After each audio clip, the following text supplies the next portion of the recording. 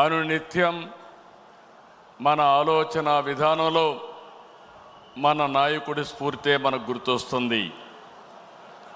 ఈ మూల సిద్ధాంతాన్ని స్ఫూర్తితో మార్చుకుని కాలానికి అనుగుణంగా పార్టీలో పాలనా విధానాల్లో నూతనత్వం కోసం 6 శాసనాల్ని మహానాడులో మనం చర్చించుకున్నాం. పాత తరం విలువలు, ఇక్కడంతా సీనియర్ నాయకులు అందరూ ఉన్నారు, వాళ్ళ అనుభవాలు, వాళ్ళ విలువలు. కొత్త తరం ఆలోచనలు, ఆస్పిరేషన్, వాళ్ళ అవసరాలు, వాళ్ళ ఆలోచనలు, ఈ రెండు కలిపి నా తెలుగు కుటుంబం పేరుతో 6 శాసనాల్ని ప్రతిపాదించాం.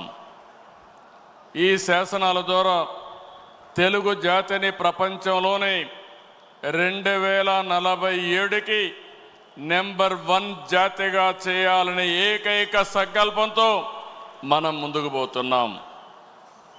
నాలెడ్జ్, టెక్నాలజీ, ఎంటర్‌ప్రెన్యూర్‌షిప్ కలిగిన యువత ప్రపంచంలో నా తెలుగు కుటుంబాన్ని నెంబర్ 1 చేస్తారు. ఇది నా విశ్వాసం. ఇది జీవితంలో గుర్తుపెట్టుకోండి. ఇది CBN కోట్ అని చెప్పి కూడా నేను మీ అందరికి విజ్ఞప్తి చేస్తున్నా. ఇందులో భాగంగా మీరు చూస్తే రాబోయే 40 సంవత్సరాలకి ఒక రోడ్ మ్యాప్ని రూపకల్పన చేసుకున్నాం. అదే సమయంలో నూతన నాయకత్వాన్ని కూడా తీసుకొస్తున్నాం ఎప్పటికప్పుడు. ఇంకో పక్క 6 శాసనాలు చేసుకుంటున్నాం. ఈ 3 కలిపి ముందుకు తీసుకుపోవాల్సిన బాధ్యత మనందరిది. ఎప్పుడు కూడా నాకు తెలుగు జాతే నెంబర్ 1. నా జీవితంలో తెలుగు జాతి కోసం మళ్ళీ అంటూ ఒక జన్మ ఉంటే తెలుగు గడ్డపైనే పుడతానని మరొక్కసారి మీ అందరికీ విజ్ఞప్తి చేస్తున్నా. అదే మారిగా ఈరోజు నా ఆలోచన, ఇది నెరవేర్చేది పార్టీ కార్యకర్త. అందుకే కార్యకర్తే అధినేత. మీరే నా హైకమాండ్ కూడా, మీరే సుప్రీం కూడా. ఇది పార్టీ సిద్ధాంతం అని మరొకసారి విజ్ఞప్తి చేస్తున్నాను.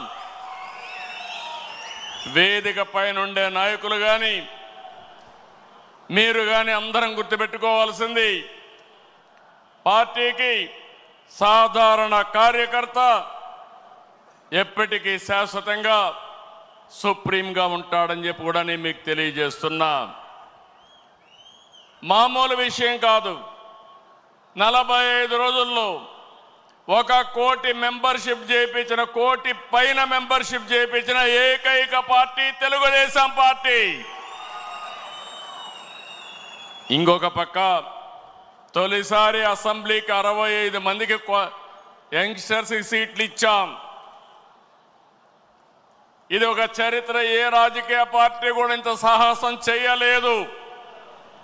అలాంటి నిర్ణయం చేశాం. 61 మంది గెలిచారు. నూతన నాయకత్వాన్ని తీసుకొచ్చాం. ఎమ్మెల్యేలుగా, ఎంపీలుగా, మంత్రులుగా ఫస్ట్ టైం అయిన వాళ్ళ మంత్రులు చేసిన ఘనత కూడా తెలుగుదేశం పార్టీది. ఈరోజు లోకేష్ గారిని మీరు చూశారు.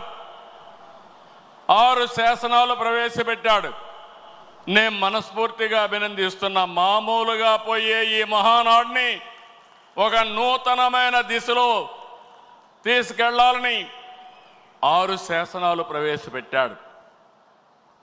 అలాంటి లోకేష్ కూడా మీరు చూస్తే బాగా చదువుకున్నాడు. చదువుకొని వచ్చి ఆయనకుండే నాలెడ్జ్ని ఇక్కడ ఉపయోగిస్తూ, టెక్నాలజీ కానీ నాలెడ్జ్ని ఉపయోగిస్తూ ఒక నూతనమైన విధానానికి శ్రీకారం చుట్టాడు. ఇంకో పక్కన రామ్మోహన్ నాయుడు చూస్తున్నారు మీరు. నా మిత్రుడు ఎర్రమనాయుడు గారి కుమారుడు. కానీ ఈరోజు అతి చిన్న వయసులో కేంద్రంలో మంత్రిగా ఉండే వ్యక్తి రామ్మోహన్ నాయుడు అని చెప్పి నేను మీకు తెలియజేస్తున్నా. అదే మరి ఏ పార్టీ కూడా చెయ్యలేదు. ఒక సాధారణమైన కార్యకర్త కొడుకు వెంకట్రాజు, ఆయన్ని ఎమ్మెల్యేగా చేశాం. ఒక సాధారణమైన కార్యకర్త అప్పలనాయుడు ఒక ఎంపీగా చేశాం. మొన్నటి వరకు మీ దగ్గర కూర్చున్న వాళ్ళు ఇప్పుడు ఎమ్మెల్యేలుగా వేదిక మీదకి వచ్చారు. ఇది ఒక చరిత్ర. అంటే ఈరోజు మనం ఇక్కడికి వచ్చామంటే మనందరి మీద బాధ్యత పెరిగిందని చెప్పి కూడా నేను మీకు తెలియజేస్తున్నా. తెలుగుదేశం పార్టీ కొత్త తరహా అడ్మినిస్ట్రేషన్ కూడా శ్రీకారం చుట్టాం. ఒకప్పుడు పార్టీ గ్రామ శాఖ, మండల శాఖ, జిల్లా శాఖ, రాష్ట్ర శాఖ ఉంటే కొత్తగా ఎన్నికల్లో ప్రాధాన్యత ఇవ్వడానికి, బాధ్యత ఇవ్వడానికి క్లస్టర్, యూనిట్, బూత్, కేఎస్ఎస్ తీసుకొచ్చాం. ఎప్పటికప్పుడు ప్రజాభిప్రాయాన్ని తీసుకుంటున్నాం. ప్రజాభిప్రాయాన్ని తీసుకుని కార్యకర్తలు, ప్రజలు ఎవరిని మెచ్చితే వారికి పదవులు అప్పచెప్తున్నాం. ఇలాంటి కార్యక్రమాలతో మనం ముందుకు పోతున్నాం. నేను ఈ మహానాడులో మీ అందరికీ విజ్ఞప్తి చేస్తున్నా. 43 సంవత్సరాలుగా తెలుగుదేశం పార్టీ జెండా రెపరెపలాడుతూ ఉందంటే దానికి కారణం త్యాగాలు చేసిన మీరేనని చెప్పి మరొక్కసారి విజ్ఞప్తి చేస్తున్నాను.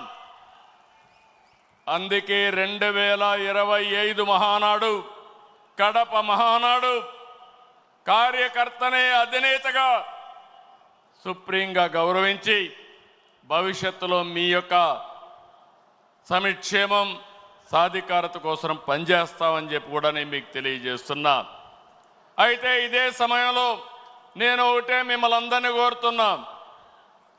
పార్టీ మీకు అండగా ఉంటాం.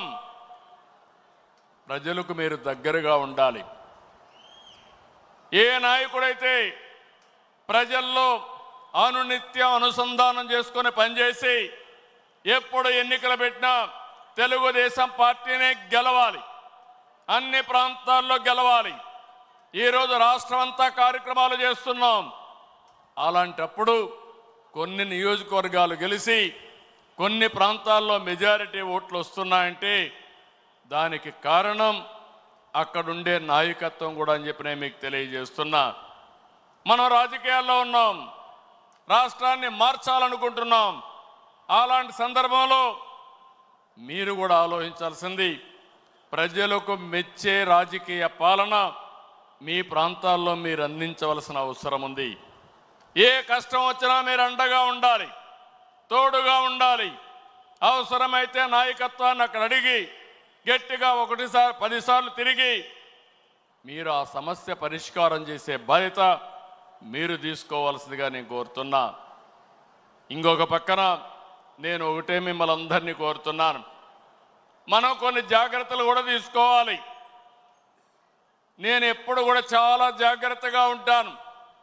ఈ కడప గడ్డలో చెప్తున్నా, వివేకానంద రెడ్డి మర్డరు నాలాంటి నాయకుడినే మోసం చేయగలిగారంటే తెల్లవారితో నిద్రలేస్తే ఒక అసాక్షి పేపర్ ఒకటి ఉంది, టీవీ ఒకటి ఉంది.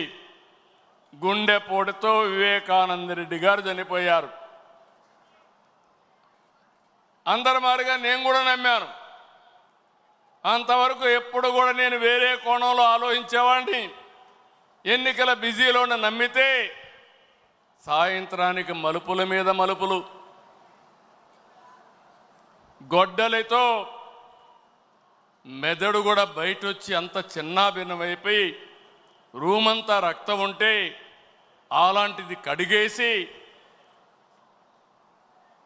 ఏమీ జరగనట్టు గుండెపోటుతో రక్తం వచ్చి గోడలన్నీ కూడా తడిచిపోయాయని చెప్పగలిగారంటే ఎలాంటి వారితో మనం పోరాడుతున్నాం ఒక్కసారి ఆలోచించుకోవాల్సిన అవసరం ఉంది.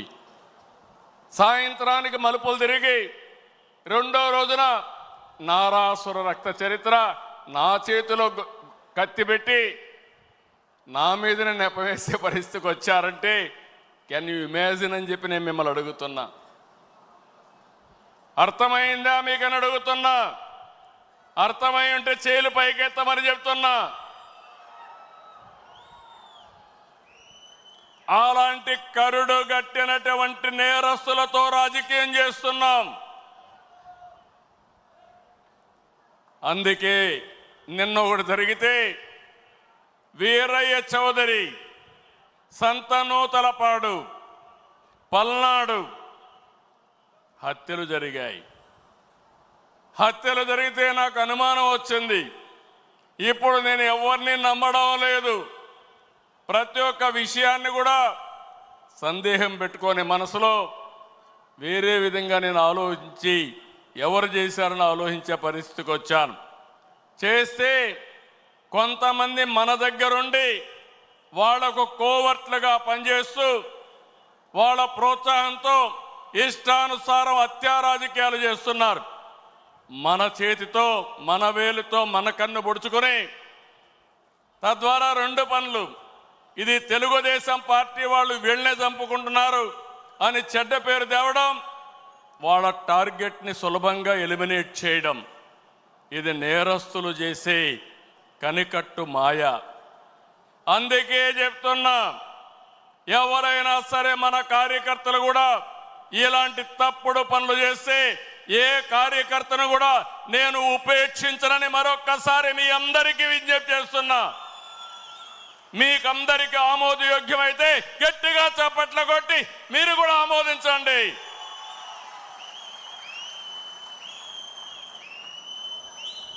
నేరస్తులు కబద్దార్, నా దగ్గర మీ ఆటలు సాగనివ్వను.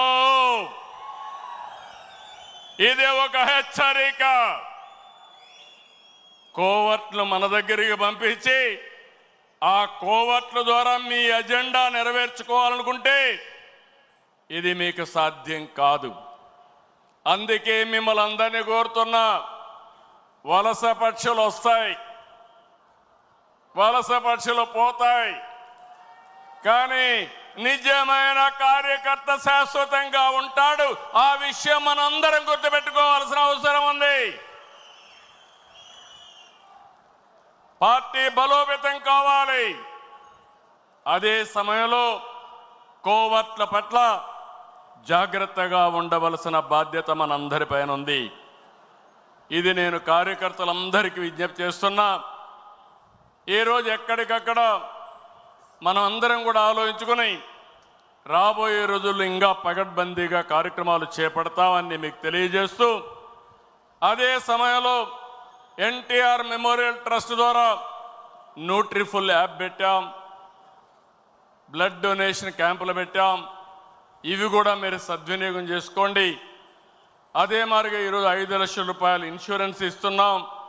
ఇంకో పక్కన ఆరోగ్య విషయంలో కానీ, విద్య పిల్లల చదువు విషయంలో కానీ జాగ్రత్తలు తీసుకుంటున్నాం. ఈ రెండే కాకుండా ఆర్థికంగా కూడా మన కార్యకర్తల్ని పైకి తేవడానికి ఎలాంటి కార్యక్రమాలు చేయాలనో అది కూడా ఆలోచిస్తున్నాం. 1 ఫ్యామిలీ 1 ఆంటర్‌ప్రెన్యూర్, అందులో మన వాళ్ళను కూడా ప్రాధాన్యత ఇవ్వడానికి ఆలోచిస్తున్నాం అని చెప్పి కూడా నేను మీకు తెలియజేస్తున్నా. అయితే ఈరోజు మీరందరూ కూడా ఈ విషయంలో కూడా కూటమి అంతా కూడా ఐక్యంగా ఉండాలి. 2029లో 2024 కంటే పెద్ద మెజారిటీతో గెలిపిస్తామని హర్షాన్ని ఆమోదాన్ని తెలియజేయాల్సిన బాధ్యత మీ అందరిపైన ఉంది. అదే సమయంలో పేదల సేవలో సోషల్ రీఇంజనీరింగ్, ఈరోజు ఈ రాష్ట్రంలో సంక్షేమ కార్యక్రమాలకు ఆద్యుడు మన నాయకుడు ఎన్టీ రామారావు గారు. ఆ తర్వాత సంక్షేమ కార్యక్రమాల్ని ముందుకు తీసుకుపోయిన పార్టీ తెలుగుదేశం పార్టీ. ఇంకో పక్క మీరు చూస్తే వెనుకబడిన వర్గాలు ఎప్పుడు కూడా తెలుగుదేశం పార్టీకి కంచు కోట, వెన్నెముక. ఏ సందర్భంలో కూడా ఏ వ్యక్తి కూడా వెనుకబడిన వర్గాలను మర్చిపోవడానికి వీలు లేదు. అందుకే మొన్న ఎలక్షన్లో ఒక పని చేశాం, సోషల్ రీఇంజనీరింగ్ చేశాం. అన్ని కులాలకు సముచితమైన స్థానం ఇవ్వాలని, వెనుకబడిన వర్గాలకు పెద్దపీట వేయాలని మనం ముందుకు పోయాం.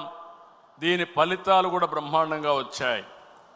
నేను పార్టీలో కూడా మిమ్మల్ని అందరినీ ఒకటే కోరుతున్నాను, జనాభా దామాషా ప్రకారం అన్ని కులాలకు అన్ని మతాలకు అందరికీ గౌరవం ఇచ్చే పరిస్థితి రావాలి.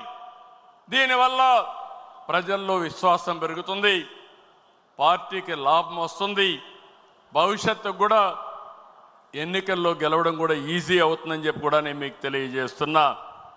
ఇంకో పక్కన మీరు చూస్తే బడుగు వర్గాలకి బలహీన వర్గాలకు మనం దగ్గరగా ఉండాలి. ఈరోజు మీరు చూస్తున్నారు సమాజంలో కొన్ని దురాచారాలుంటే 2 గ్లాసుల సిద్ధాంతం ఉండేది. జస్టిస్ పున్నయ్య గారి కమిషన్ వేశాను, ఆయన ఇచ్చిన రికమెండేషన్లు అమలు చేశాం. ఈరోజు అంబేద్కర్ గారి స్ఫూర్తిని పూర్తిగా అమలు జరిపిన వ్యక్తి ఎన్టీ రామారావు గారు అయితే దాన్ని లాజికల్గా తీసుకుపోయిన పార్టీ తెలుగుదేశం పార్టీ.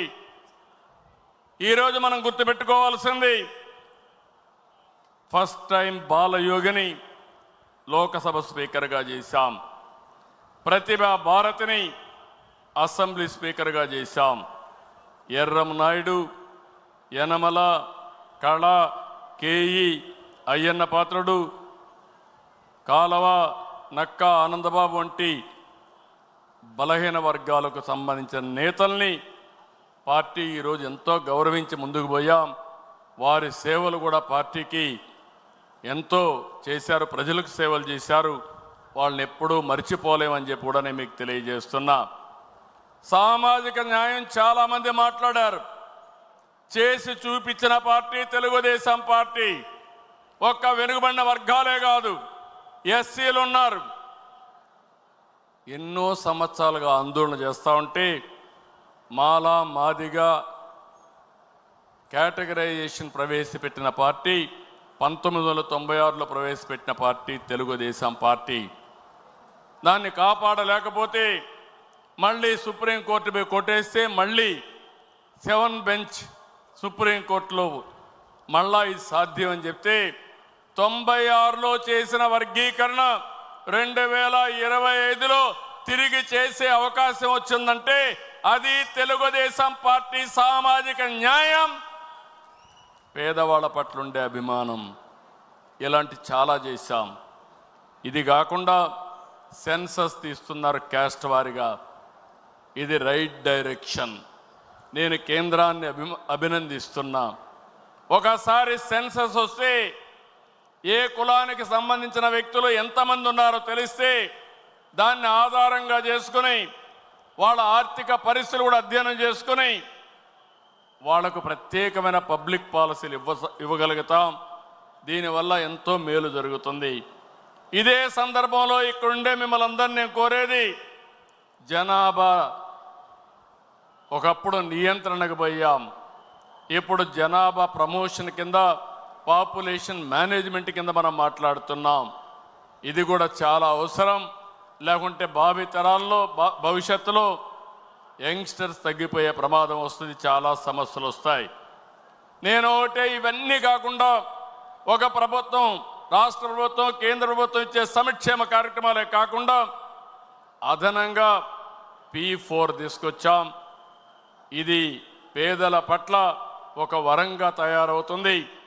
ప్రజల్ని ఒక క్యాపిటల్గా పెట్టుకుని ప్రైవేట్ పబ్లిక్ పీపుల్ పార్ట్నర్షిప్తో జీరో పావర్టీ చేయాలని, ఆ తర్వాత శాశ్వతంగా పేదరికాన్ని నిర్మూలించాలని మనం ముందుకు పోతున్నాం.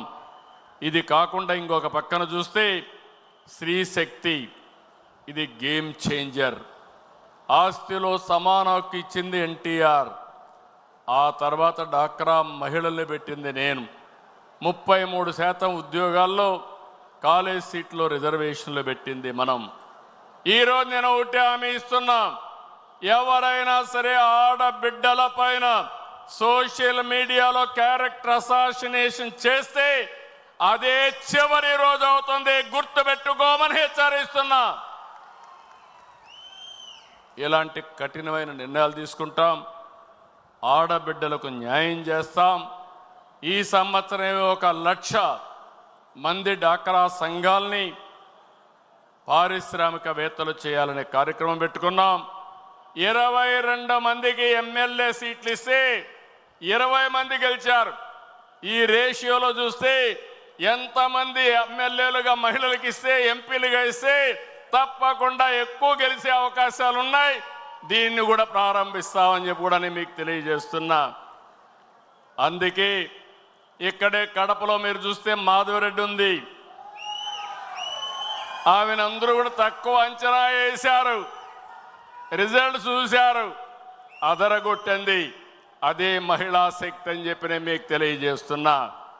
ఈరోజు నేను ఒకటే మీ అందరికీ హామీ ఇస్తున్నాను. ఇప్పటికే చాలా కార్యక్రమాలు చేశాం. మళ్ళీ హామీ ఇస్తున్నా, ఈ నెలలోనే లేకుంటే నెక్స్ట్ నెల లోపల తల్లికి వందనం, ఎంతమంది పిల్లలుంటే అంతమందికి 15,000 రూపాయలు ఇచ్చే బాధ్యత మనది అని మరొక్కసారి విజ్ఞప్తి చేస్తున్నా. ఇంకొక పక్కన ఆగస్టు 15 నుంచి ఉచిత ప్రయాణం మా ఆడబిడ్డలకు కల్పించే బాధ్యత నాదని మేము అందరికీ విజ్ఞప్తి చేస్తున్నా. ఇప్పటికీ దీపం కింద కనెక్షన్లు ఇచ్చా పేరు ఆ రోజు తొందరలోనే వస్తుంది. మగవారి కంటే ఎక్కువ మంది మహానాడులో మా ఆడబిడ్డలను చూసే రోజు తొందరలో వస్తుందని మరొక్కసారి విజ్ఞప్తి చేస్తున్నా. రాజకీయంగా, ఆర్థిక పరంగా, సామాజికంగా నా ఆడబిడ్డలు మగబిడ్డలతో సమానంగా ఉండాలనేది నా సంకల్పం. ఏమమ్మా ఆడబిడ్డలు మీరు సిద్ధమా అని అడుగుతున్నా.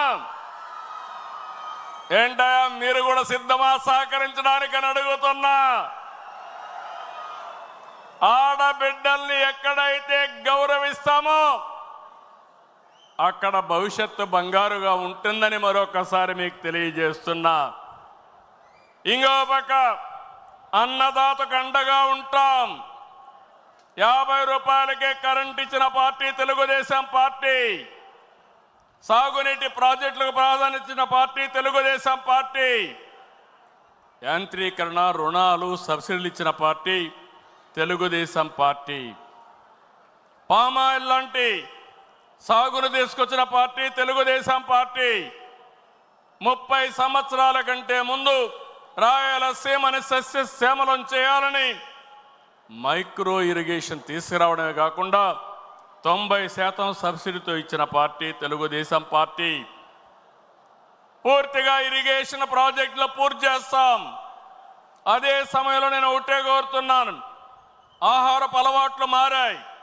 దీనివల్ల చాలా వరకు పంటలు కూడా మనం మార్చుకోవాల్సిన అవసరం ఉంది. సాగు పద్ధతులు మారాలి. ఈరోజు మనం ఆలోచించేది ఉత్తరాంధ్రలో ఏజెన్సీ ఏరియాలో అరకు కాఫీ చూస్తే 20 ఏళ్ల మునుపు ప్రారంభించా. ఈరోజు ప్రపంచం మొత్తం అరకు కాఫీ అంటే టేస్ట్ చేయని వాళ్ళు లేరంటే వరల్డ్ బెస్ట్ బ్రాండ్గా తయారయ్యే పరిస్థితి వచ్చింది. ఇంకో పక్క కోస్టల్ ఆంధ్రాలో అక్వా, రాయలసీమలో హార్టికల్చర్, మిగిలిన ప్రాంతాల్లో వాణిజ్య పంటలు రైతుల జీవితాలనే మారుస్తాయని చెప్పి కూడా నేను మీకు తెలియజేస్తున్నా. ఉత్తరాంధ్ర ప్రాజెక్టులు పూర్తి చేస్తాం, పోలవరం పూర్తి చేస్తాం, సీమలో ఉండే ప్రాజెక్టులు పూర్తి చేస్తాం. పోలవరం బనకచర్ల పూర్తి చేసి రాష్ట్రం మొత్తం సస్యశ్యామలం చేసే బాధ్యత మనం పెట్టుకుంటామని చెప్పి నేను మీకు తెలియజేస్తూ, అన్నదాతకు ఇవ్వాల్సినటువంటి 20,000 రూపాయలు కేంద్రం ఇచ్చేటప్పుడు మన వాటాగా 3 విడతల్లో వాళ్ళ అకౌంట్లో జమ చేసే బాధ్యత ఈ ప్రభుత్వానిదని చెప్పి నేను మీకు తెలియజేస్తున్నాను. రైతుల పంటలకు లాభసాటిగా గిట్టుబాటు ధర ఇప్పించే బాధ్యత తీసుకుంటాం. దీంతో మనం ముందుకు పోతామని చెప్పి కూడా నేను విజ్ఞప్తి చేస్తున్నా. ఇకపోతే యువశక్తి నిర్వీర్యం చేశారు. ఒకటే హామీ ఇస్తున్నా, యువశక్తి నిర్వీర్యం కావడానికి వీలు లేదు. అలాంటి శక్తిని మీరు చూస్తే నేను జైల్లో ఉన్నప్పుడు అకారణంగా జైల్లో పెడితే దగ్గర దగ్గర 100 దేశాల్లో 52-53 రోజులు రాజీ లేని పోరాటం చేశారంటే అది నాకు వాళ్లకు నా మీద ఉండే అభిమానం. అందుకనే ఈరోజు నేను ఒకటే ఆలోచిస్తున్నాను, మన యువత ప్రపంచంలో నెంబర్ 1గా చేసే బాధ్యత ఈ ప్రభుత్వాన్ని. డిఎస్సి, ప్రైవేటు ఉద్యోగాలు, గవర్నమెంట్ ఉద్యోగాలు ప్రపంచానికి సేవలు చేసే విధంగా వాళ్ళలో తెలివితేటలు పెంచి ఆంధ్రప్రదేశ్ రాష్ట్రాన్ని ప్రపంచానికి ఒక హబ్బుగా తయారు చేసి ఈ సేవలు అందిస్తామని చెప్పి కూడా నేను మీకు తెలియజేస్తున్నా. ఫైనల్గా ఇవన్నీ కలిపి తెలుగు జాతి విశ్వఖ్యాతి, తెలుగు జాతి రాబోయే రోజుల్లో ఏ ఆంధ్రప్రదేశ్కు లేకుంటే తెలంగాణకు పరిమితం కాకుండా ప్రపంచంలోనే విశ్వఖ్యాతి తీసుకొచ్చే విధంగా వాళ్ళని ముందుకు తీసుకెళ్తామని చెప్పి నేను మీకు తెలియజేస్తున్నాను. ఈరోజు మీరు ఒక్క విషయం ఫైనల్గా చెప్తున్నాను, మనమందరం ఒకంతా వెళ్ళి ఈరోజు ఏ దేశానికి పోయినా హైయెస్ట్ పర్ క్యాపిటల్ ఇన్కమ్ ఎవరు సాధిస్తున్నారంటే తెలుగువాడు సాధిస్తున్నాడు. అది మనందరికీ గర్వకారణం అని చెప్పి నేను మీకు తెలియజేస్తూ ఈ ఉద్యమాన్ని ముందుకు తీసుకెళ్తాం, ఇంకా తీవ్రం చేస్తాం. ప్రపంచంలోనే తెలుగు జాతి అగ్రస్థానంలో ఉండేది చేస్తాం. దానికి నా తెలుగు కుటుంబం 6 శాసనాలు ఒక గేమ్ చేంజర్గా తయారవుతాయి. మీరు అర్థం చేసుకోండి, మీ మెదడుకు పదును పెట్టండి, మీ ఆలోచనలు కూడా ఇవ్వండి. దీన్ని లాజికల్గా తీసుకెళ్ళి శాశ్వతంగా తెలుగు ప్రజల గుండెల్లో తెలుగుదేశం పార్టీ ఉండేట్టుగా చేద్దామని చెప్పి తెలియజేసుకుంటూ ఈ తీర్మానాన్ని ప్రవేశపెట్టిన అందరికీ పేరు పేరున అభినందనలు తెలియజేసుకుంటూ దీన్ని ఆమోదించవలసిందిగా మిమ్మల్ని అందరినీ కోరుతూ గట్టిగా చప్పట్లు కొట్టి హర్షాన్ని ఆమోదాన్ని తెలియజేయాలి. ఇది చివరి వరకు మీ ప్రాంతంలో ప్రతి ఒక్కరికి అర్థమయ్యేట్టుగా చెప్పే బాధ్యత మీదేనని చెప్పి మరొకసారి తెలియజేసుకుంటూ చెప్పడమే కాదు అమలు చేసే బాధ్యత కూడా మీదని చెప్పి కూడా విజ్ఞప్తి చేస్తూ సెలవు తీసుకుంటున్నాను.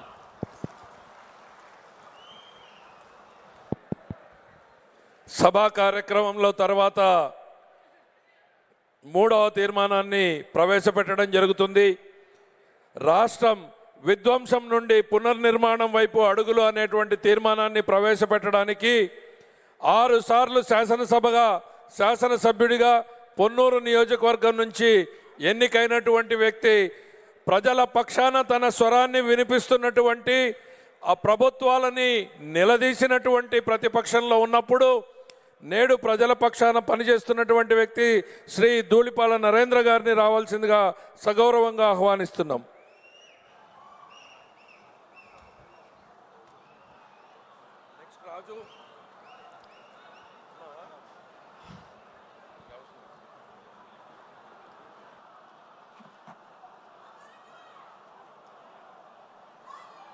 అందరికీ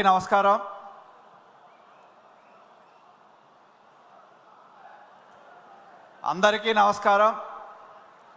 గౌరవ జాతీయ పార్టీ అధ్యక్షులు నారా చంద్రబాబు నాయుడు గారు, జాతీయ ప్రధాన కార్యదర్శి నారా లోకేష్ గారు, వేదిక మీద ఆసీనులైన సహచరులకు, వేదిక ముందున్న తెలుగుదేశం పార్టీ అభిమానులు, శ్రేయోభిలాషులు, కార్యకర్తలు అందరికీ పేరు పేరున హృదయపూర్వకమైన నమస్కారం. విధ్వంసం నుండి పునర్నిర్మాణం అనే అంశాన్ని ఈ మహానాడులో ప్రతిపాదించే అవకాశం నాకు ఇచ్చినందుకు కృతజ్ఞతలు తెలియజేస్తా ఉన్నా. ఇది కేవలం ఒక నినాదం కాదు, ఇది ఆంధ్రప్రదేశ్ ప్రజల యొక్క ఆశలు ఆకాంక్షలకి నిదర్శనం అని చెప్పి తెలియజేస్తా ఉన్నా. అలాగే ప్రగతి పట్ల వారికి ఉన్న విశ్వాసాన్ని ప్రతిబింబిస్తుందని చెప్పి కూడా నేను తెలియజేస్తా ఉన్నా. 2019లో వైకాపా ప్రభుత్వం అధికారంలోకి వచ్చిన తర్వాత ఈ రాష్ట్రంలో ఒక విష సంస్కృతికి నాంది పలికిందని చెప్పి గుర్తు చేస్తా ఉన్నా. ఎప్పుడు లేని విధంగా, ఎన్నడూ లేని విధంగా ఈ రాష్ట్రంలో విద్వేషపూరితమైన విధ్వంస పాలనకి నాంది పలికింది అని చెప్పి తెలియజేస్తా ఉన్నా. 3 దశాబ్దాలుగా రాజకీయ చరిత్ర ఉన్న